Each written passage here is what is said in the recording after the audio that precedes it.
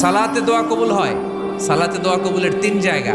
একটা হচ্ছে তাকবীরে তাহরিমার পরে আমরা সানা পড়ি না, আমরা তো একটা পড়ি। আল্লাহর হাবিব সুন্নাহ এবং নফল নামাজে আরো পড়তেন সানা, ওই দোয়া কবুল হয়। 2 নম্বর জায়গা সালাতে সেজদায় পড়ে দোয়া করলে কবুল হয়।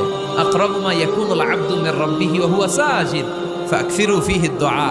বান্দা যখন সেজদায় লুটিয়ে পড়ে, বান্দা আল্লাহর সবচেয়ে কাছে চলে যায়। তা কিন্তু বিশ্বনবী বলে সেজদাটা তোমার রবের কুদরতি পায়ের উপরে পড়েছে। সেজদায় পড়ে দোয়া করেন। সালাম ফিরানোর আগে বিশ্বনবী দোয়া করতেন, লা ইউসাল্লিমান্না আহাদুকুম হাত্তা ইয়াতাআওয়াযা মিন আরবা'a।